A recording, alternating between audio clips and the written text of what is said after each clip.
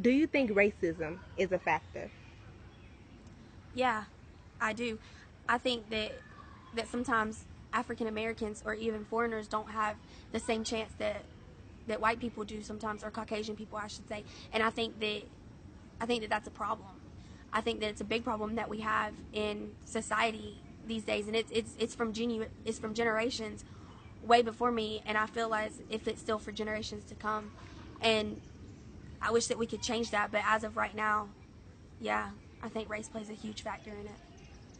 How does personal support affect the opportunity divide?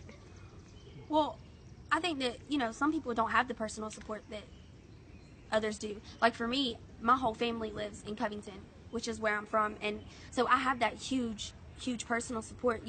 I'm right down the road from almost all of my family members. So without that support behind me, I don't know if I would be able to make it through this. But for some people, they don't have that.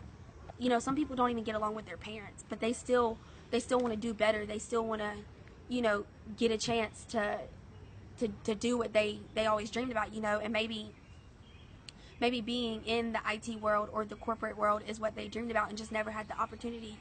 And for them, it may be harder to try to get through this experience without having that personal support, because it's a lot. I mean, and that's what we take this course for.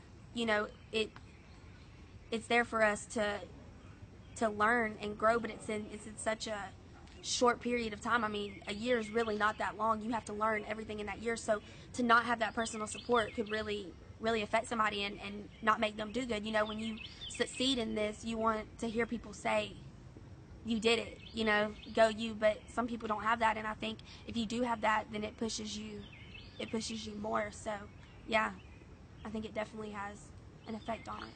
In which ways do your family support you? My family support me with, everything. They tell me congratulations all the time on where I'm at. They tell me, good job, I'm proud of you. Whether it be a phone call or, whether I just see them out of the blue or, some family event, they not once tell me tell me discouraging words. It's always encouraging. Just out of the blue, they call me, and I know that they support me with that. So even if it's just a simple, hey, how you doing? How's school? That's great. I'm proud of you. That's what really gets me by. And then my mom, she's behind me every step of the way. She knows that I want to be in the city and doing big things. So she stands behind my back to make sure that I'm doing what I need to be doing. She pushes me to go forward and go harder every day. So, from what we talked about, what are some issues that you faced here in Europe, in your Europe experience, rather? Well, first, like I said earlier, I live in Covington. Covington's about 45 minutes east with no traffic.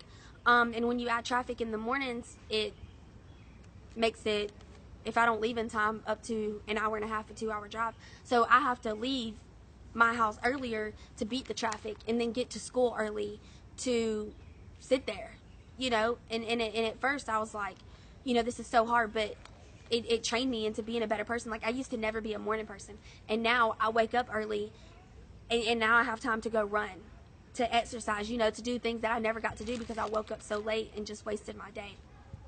So I'm thankful for that. But some other problems I face are, I had to cut down on work. I'm used to working 40 hours a week, and I had to, cut that in half. And for me, like, losing that money was almost devastating, and it was a real, it was hard, and still is hard, learning how to budget and balance my money. So that was one thing, because I had to have gas to get up here. I had to pay to park, and I had to, still pay all my bills. So being at Europe kind of really helped with that. It helped me a lot. Thank you, Megan, for your time. My name is Brene Cooper, and this is my interview.